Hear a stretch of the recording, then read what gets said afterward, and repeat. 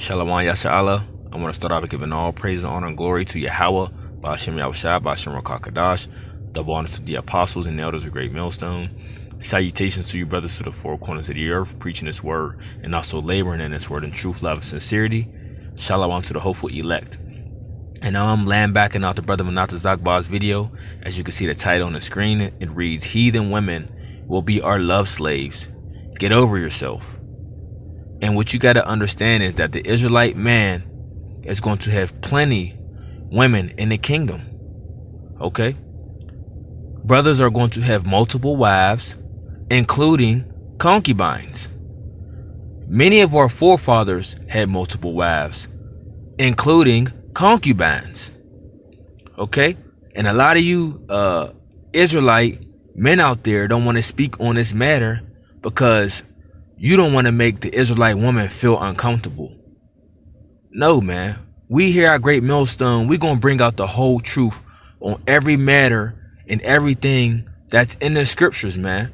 Just because it makes you Israelite women feel uncomfortable that we are telling you that you'll share a man in the kingdom and that we can deal with heathen women as concubines, right? Because they are going to be lesser than you.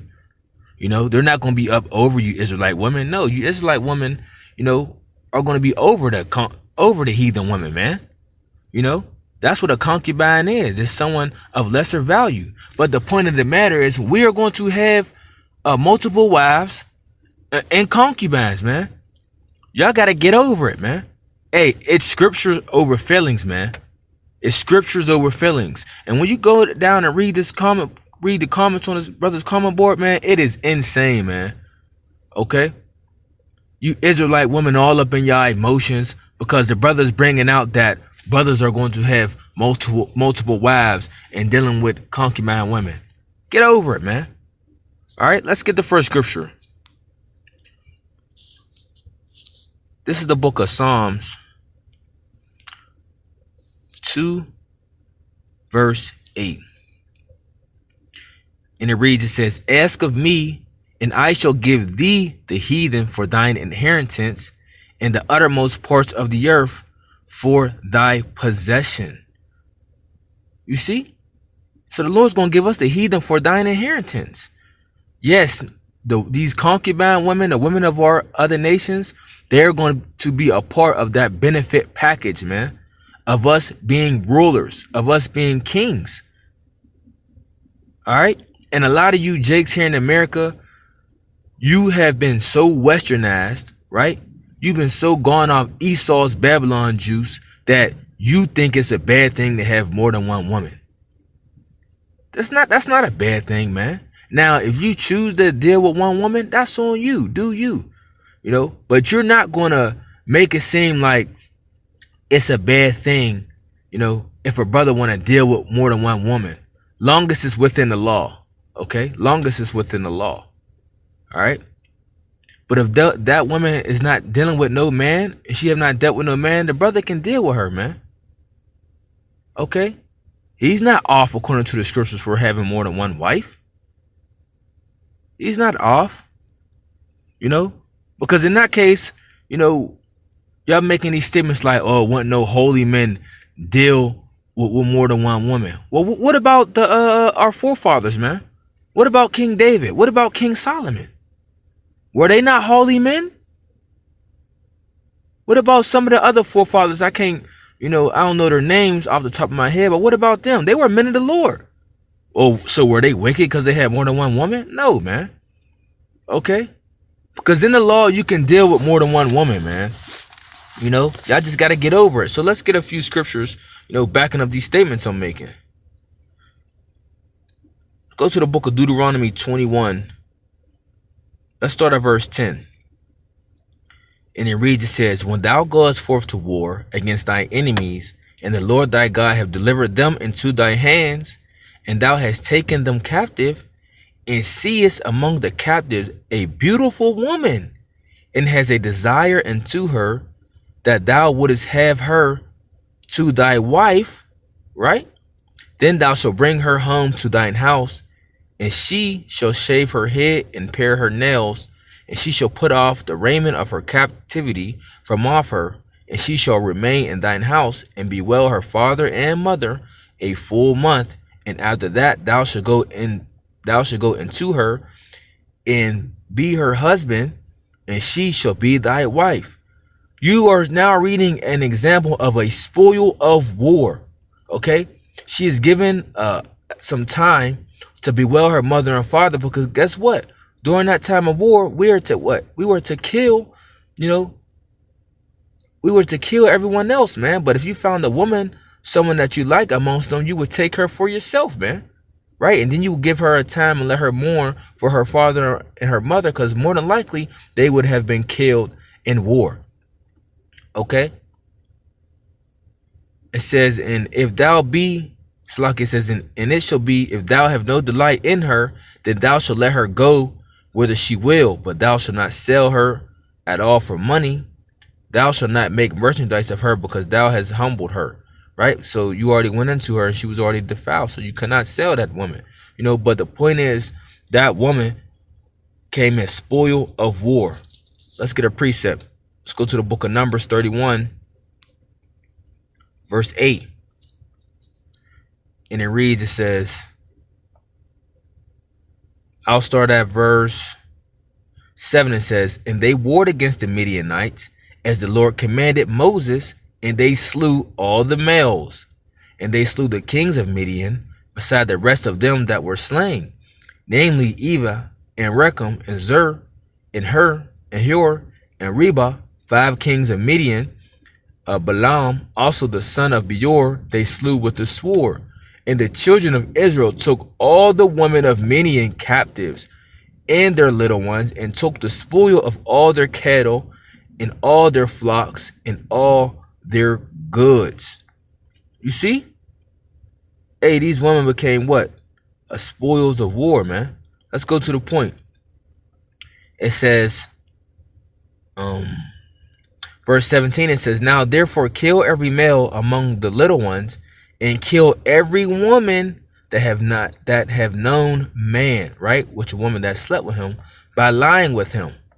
But all the women, children that have not known a man by lying with him, keep alive for yourselves. You see that? But what were we to do to the males? We were to kill them, man. But the woman that have not known a man, we are to keep them, man. For what? For ourselves. You see? Let's matter of fact, let's get I want to read this before I go into some of our forefathers, right? It's the book of Job 8, verse 8. It says, for inquire, I pray thee, of the former age, and prepare thyself to the search of their fathers. Right? So when you go into the ways of searching the ways of our forefathers, you find a lot of things out, man. You find out the ones that was doing right in the sight of Yahweh, the sight of the Lord, right? And then you find out the ones that was doing wrong in the sight of the Lord, and you try to follow the ones that was on the right path. But then there's other things within that you find, of a lot of the ancient ways and customs that we kept, that that was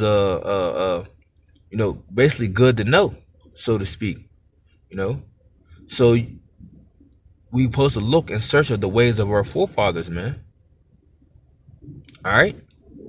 Now everything is lawful to me, but not expedient, like Paul said. So I mean, if a brother do deal with more than one woman today, it's not a sin, but like we tell brothers, it's not wise to, man. Why? Because our focus is supposed to be upon Yahweh Shem Yahushua, man. We're supposed to be serving the Lord without distraction. And having more than one woman at this time, they're going to what? They are going to require all your time, man. And our times need to be focused upon Yahweh Shem Yahushua. Now, if a brother already got a woman, it's easier to balance that out with just dealing with that one woman, and you might got kids and different things like that, or different things you may have going on. But adding more fuel to the fire with dealing with all these different women, they require more time, stress, just many different things, man. So like we always tell brothers, man, if you deal with women, you're not wicked, but it's just wise to not do so, man.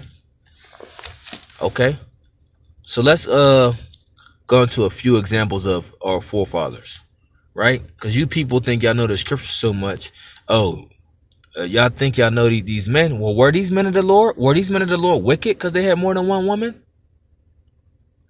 This is the book of 1 Samuel 1 verse 2. It says, also that one, it says, now there was a certain man of Ramathaim, of Zophium, of Mount Ephraim, and his name was Elkanah, the son of Jeroham, the son of Elihu, the son of Tohu, the son of Azuth, and Ephraite. Slack if I'm pronouncing these wrong. And he had two wives. The name of the one was Hannah, and the name of the other was Peninnah. And Peninnah had children, but Hannah had no children. You see, he had two wives. All right, let's go to the book of Genesis 4, verse 19. It says, and Lamech took unto him two wives. The name of the one was Adah, and the name of the other Zillah. You see? Let's continue on. It's the book of 1 Chronicles 4 verse 5. It says, and Ashur, the father of Tekoa, had two wives, Halah and Narah. You see that? You see, these are men of the Lord that's having more than one wife. Are they wicked? No, they not wicked, man. Let's go to the book of 2 Chronicles 13, verse 21. Because I'm just showing you examples of how the men of the Lord had more than one wife, man. Okay? Some had more than others, right? Some had two. Some might have had 6. Some might have had 8, you know. But a lot of men of the Lord, you know, men of Israel had more than one woman. 2 Chronicles 13, verse 21, it says, But Abijah waxed mighty and married 14 wives and begot 22 sons and 16 daughters. Woo! He had 14 wives. You see that? 14. Let's go up a little bit. 2 Chronicles 24, verse 3, it says, and Jehoiada took for him 2 wives, and he begot sons and daughters. You see that? You see that? Let's go to King David, right? A man after the Lord's eye. An apple of the Lord's eye. 2 Samuel 5 and 13. Because wasn't King David a man of the Lord?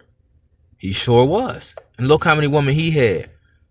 2 Samuel 5 verse 13, it says, and David took him more concubines and wives out of Jerusalem after he was come from Hebron, and there were yet sons and daughters born to David. So was David wicked?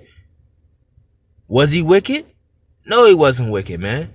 And you emotional ass Israelite woman, right? And you simp Israelite men, y'all will be calling our forefathers that had more than one woman today, right? Y'all will be calling our forefathers that had more than one woman. And if they was here today, y'all will be calling them wicked. Y'all be like, oh, y'all lust, and y'all just wanna have all these women and stick y'all, you know, rods and all these different women. Come on, man. You know, come on, man. All right. Hey, the scriptures say you can have more than one woman, man. Long as it's within the law. All right. Let's deal with King Solomon, right?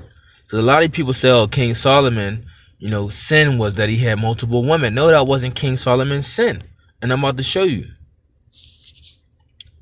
1 Kings 11 verse 1.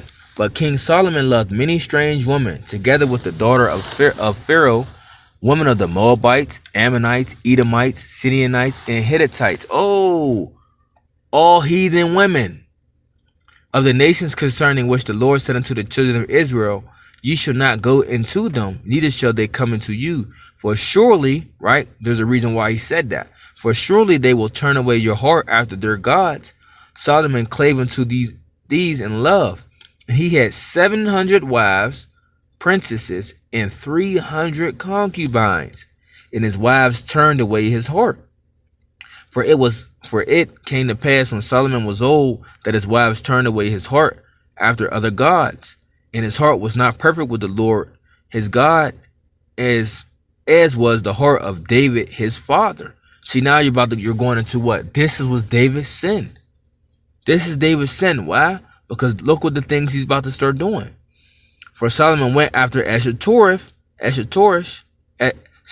Solomon went after Ashtoreth, the goddess of the Zidonians, and after Milcom, the abomination of the Amorites. And Solomon did evil in the sight of the Lord, and went not fully after the Lord as David his father. Then Solomon built an high place for Chemosh, the abomination of Moab, and the hill that is before Jerusalem, and for Molech, the abomination of the children of Ammon. And likewise did he for all his strange wives, which burnt incense and sacrificed unto their gods. And the Lord was angry with Solomon, because his heart was turned from the Lord God of Israel, which had appeared unto him twice. So that was Solomon's sin. Solomon's sin was what? The worship of the idols, of them false deities, the deities of those women's nation, right? That was Solomon's sin, right? Turning after those gods, man, sacrificing unto them, right? You see, burning incense into them. That was Solomon's sin. But the point is, that was touching on was what? Solomon had 700 wives and 300 concubines. You know what a concubine is? That's a woman of another nation. Okay? So, hey, man, y'all need to just get over it, man. All right? Y'all need to get over it. The men of the Lord are going to have more than one woman, multiple women. And the men of the Lord are going to have concubines, man. All right? Look, man, and when you go on this comment board, you just see a bunch of hurt-ass women, right? Emotional women talking out the side of their neck. That's all you see. Let me see. Here we go. We just going to show one real fast. See? Look at that. Israelite woman, man. It's terrible, man. But a lot of y'all just really don't know the scriptures, and y'all emotional. And y'all really want us to water down the doctrine like the rest of these Israelite camps, man. We're not going to do that, man. We're going to come out with the full truth of the Bible, whether it makes you feel uncomfortable or not. So, hey, the men of the Lord are going to have multiple wives. The men of the Lord are going to have concubines, which are the heathen women of the other nations. Just get over it, man. Like the brother said, get over it. And you Israelite women, y'all are going to be in subjection as well, man. Y'all going to be over the heathen women, right? Y'all going to be over the concubines, but y'all going to be in y'all right man and subject unto y'all man in the kingdom. All right. Ain't gonna be all that back talking, right? Ain't gonna be all that trying to tell you, man, that he can't deal with other women. Ain't gonna be none of that in the kingdom, man. Ain't gonna be none of that. The